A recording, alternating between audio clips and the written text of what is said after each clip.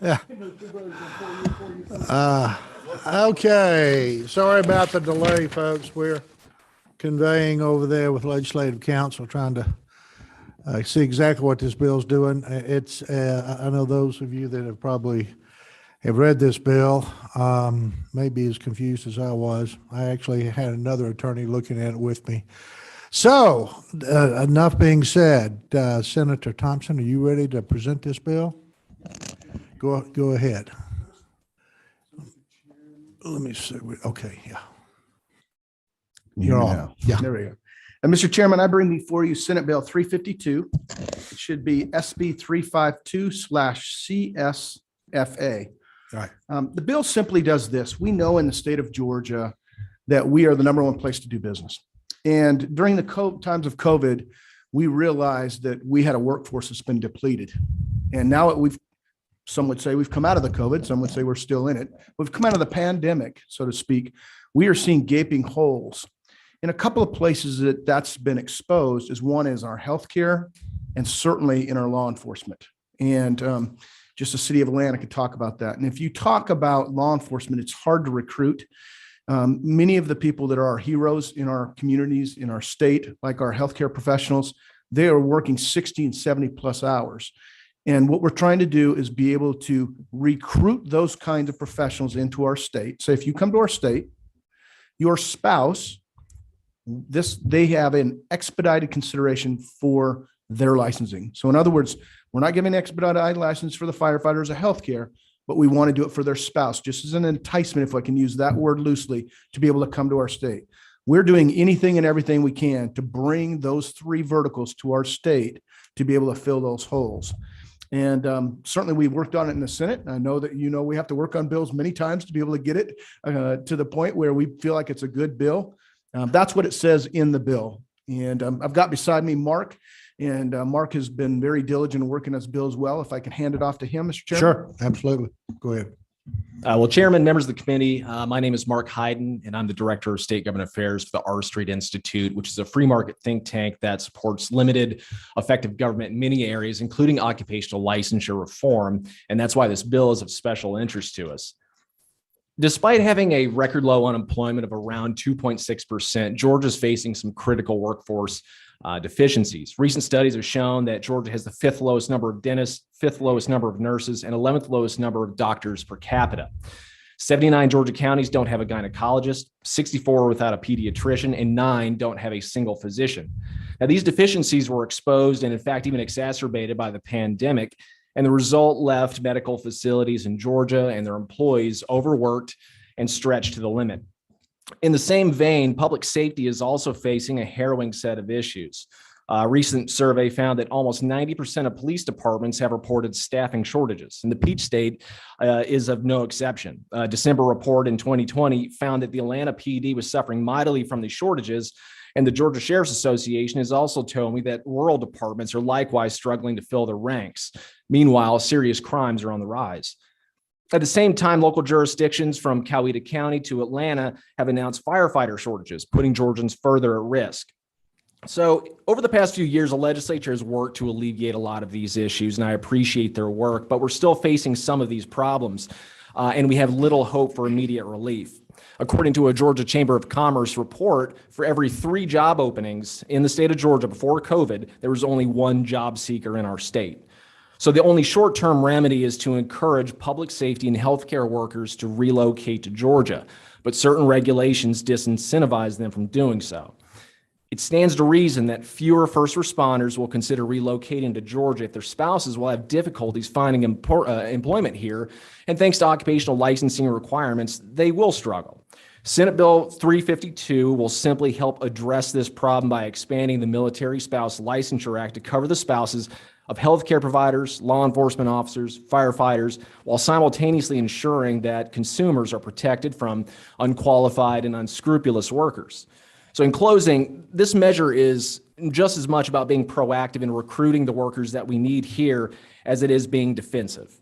As it stands, Georgia just can't compete with many states. And I bring this to you as an example. The Georgia police officers, they rank 45th out of 50 in income. Meanwhile, nearly 40% of states have a much broader form of the legislation before you. So in order to remain competitive and ensure the health and safety of Georgians, I believe this is a critical first step toward helping Georgians. And with that, if there are any questions, I'd be happy to field them. Got one right now. Representative Kirby. You mentioned the low unemployment rate, but there's some actually knows this well. The last time I looked, their U6 number, which is probably even better, right, they're still close to 10%. And just because they're left the workforce, looking back to school or whatever, there's a lot of Georgians still not working. But I think all this is going to help as well. It'd be nice to have somebody that actually look at labor pool, not just unemployment. Yes, sir.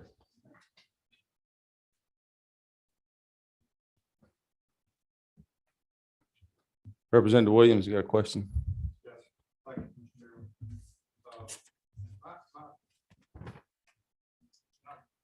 Question stated, issue we have with state examining boards.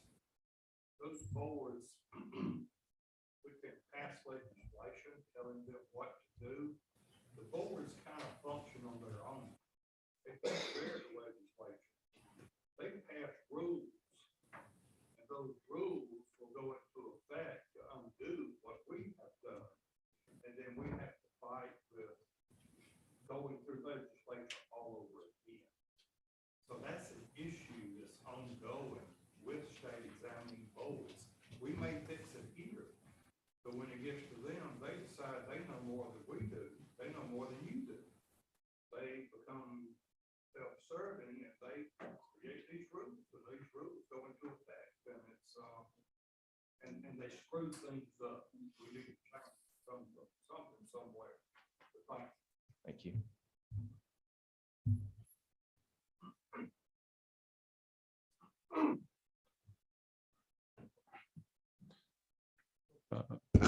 Representative Earhart. Oh, I'm sorry. Chum Reed, she got a question. You got a question? You got a.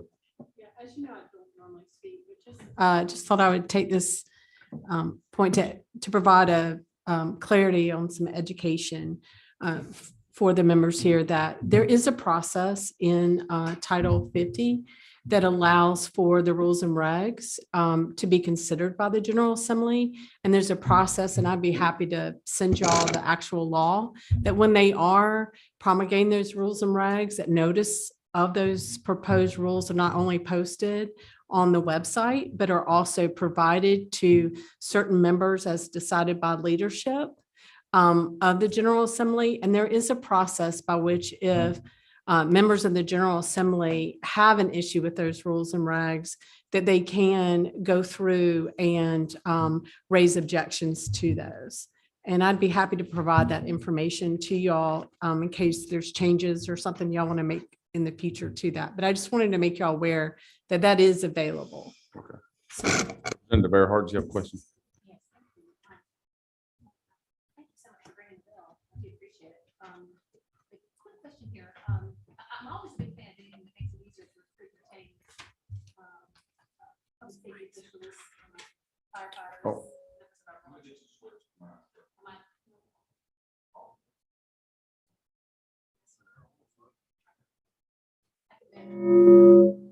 Well, that because we didn't turn it up. That works. Let's see. Is any of those working? Yeah. No, I got them all on there. Okay. Let's see. I can speak louder. That's Okay, not a that'll be problem fine. Go ahead. for me. I understand on line 1622 here, we have a listed definition of healthcare providers. I understand that you may be able to add a licensed professional counselor, perhaps to that list of healthcare providers. I know that there are some folks who express an interest in that. I can tell you, this is it's a good bill in a sense, and quite frankly, I followed it. It's interesting.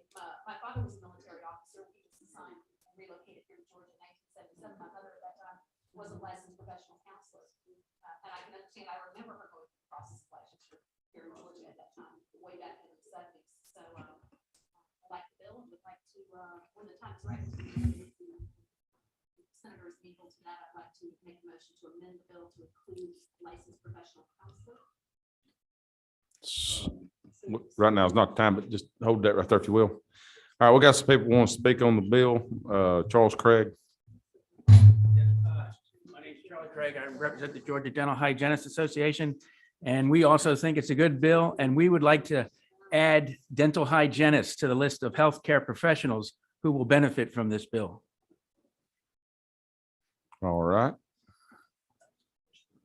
Okay, we got a question for you. I'm not sure it's an issue or you. Yours ain't working either.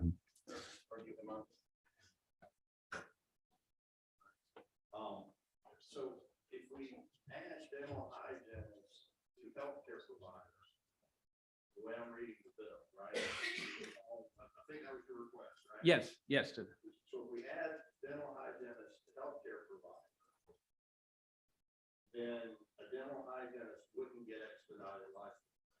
Is that correct? Right. But if you were married to a dental hygienist, you would, whatever else you were doing, as long as it wasn't one of the other things, you would get expedited license. That's correct. Yes. That's the way we understand it. So you want to be added to it so that you can't get expedited license? No. The way I read the bill, we want to be added to it because dental hygienists have spouses. And therefore, that's what this bill does. It is the spouses of these people who would get expedited licensure. Is that correct? Do I read that correctly? But if they're out of the bill and you came in, I'll take it off. I understand what you're trying to say, and maybe You choose to be behind what's behind door number one. as long as I understand the bill, the way I mentioned it, it's kind of really, am I correct, Senator Thompson? Okay, all right, I got it. I've been cleared up by the attorney. I'm good. Okay. All right. Thank you. I'm sorry, I can't read the last name of Tripp. Oh, it's you. It is me, Mr. Chairman. Tripp I Cofield. thought this said the Georgia Baptist Association. I thought, why the It may- crap is the it may. I'm church not is sure up what I getting wrote down. weighing in on this bill? That's why I came to you yesterday in person to tell you. But Tripp Cofield with the Georgia Hospital Association, we think it's a good bill. We're supportive. We appreciate Senator Thompson bringing the bill. Appreciate Mark, who came to us in advance of the legislative session to work with us on the language. Workforce is our number one legislative priority, and we think this helps. So be happy to take any questions. All right. You got any questions? All right.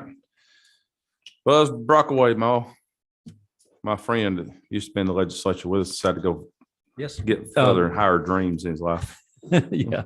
I thank God I'm not running elections right now. So I'll just tell you that. Thank you, Chairman Ridley and members of the committee for considering this bill. I'm Buzz Brockaway with the Georgia Center for Opportunity. We very much support this bill. We commend Senator Thompson for bringing it. And just one thing to add, I was on a ride along just a few weeks ago with our Gwinnett County Police Force, and they are really struggling, like every other law enforcement agency, to try to find good officers, and they're recruiting nationwide. Sure. So we know this, they're trying to recruit good law enforcement folks to come to our state. And would hate to see somebody held up on that because of their occupation that their spouse was in. So thank you. Thank you. I got a question for you, Chairman Martin. Yes, sir. At one time, I'm not sure you served in this body. and I did. Yes, sir. it Popped up on my memory 4 years ago, me wearing a tie where you had Jim Clip and yellow post note that said I lost a bet to Buzz. Yes, that's true. So I'd like to, hear you congratulate my Georgia Bulldogs. Here's what I've been saying, Representative. I am happy that my friends are happy, and that's as far as I can go. But congratulations to you, sir. Thank you, sir. Got one more question for you, Buzz. Okay, he's good. All right. Okay. I've also seen that. Yeah, I have a picture hanging on my wall. Yes, sir.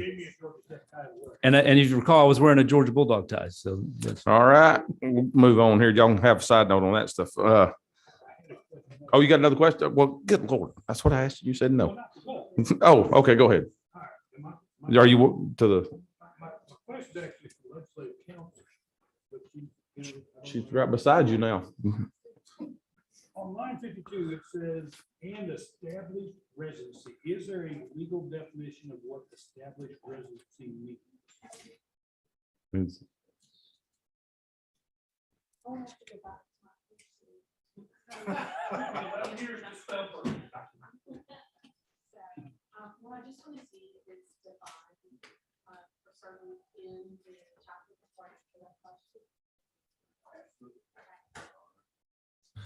All right, our next speaker is my hero, Terry Norris. Got the best looking haircut in the Capitol. Getting late in the session, Mr. Chairman. I am Terry Norris. I'm Executive Director of the Sheriff's Association, and I am here in support of the Senator's bill. We do believe that any step toward making it easier to get qualified people in different professions in our state will help us. I won't not necessarily say to bore you, but I won't talk to you a lot about vacancies and low pay for local officers particularly, but we are still in a critical position in these areas, and this will certainly help. So thanks for allowing me to say good bill. Thank you.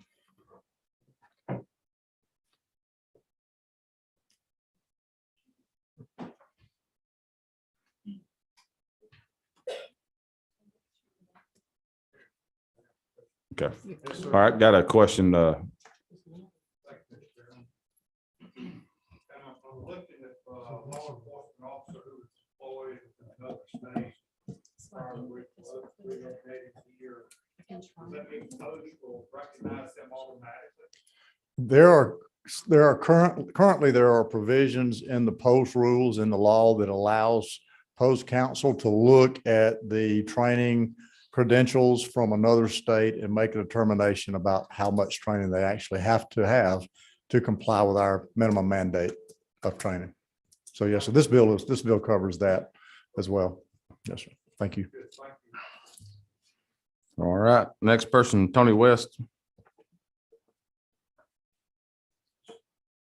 Good afternoon, Mr. Chairman, members of the committee. I'm Tony West with Americans for Prosperity. Happy to also support this bill. Also wanted to thank Senator Thompson for bringing this over. We advocate for policies that will reduce barriers in employment, and we think this will accomplish that. As Mr. Hyden had said, we do have labor issues.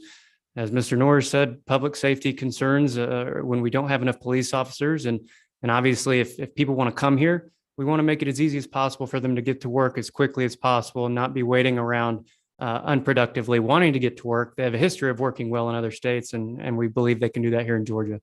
So we are happy to support this bill. Thank you. They don't have no questions. Thank you.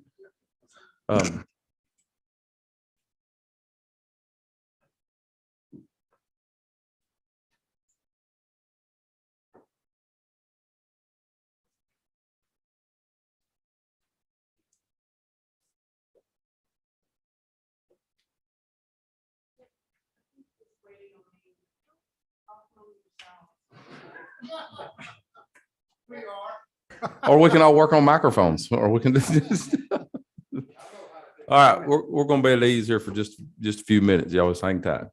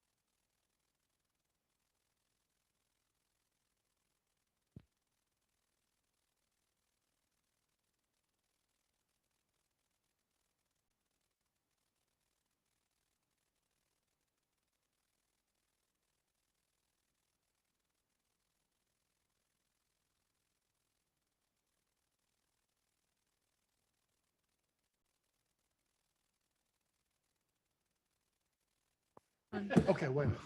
What?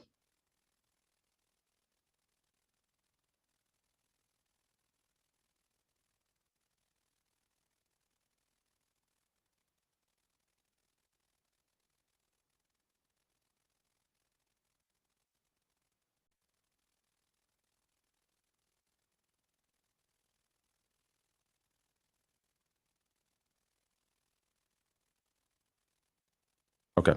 All right. We're back on. Okay, so here's what we're gonna do, Senator Thompson. We're gonna hold the bill. She's gonna fix it. And then we're gonna take it to full committee, the little part that you need fixed on here. And I don't know. The adding the dental hygienist.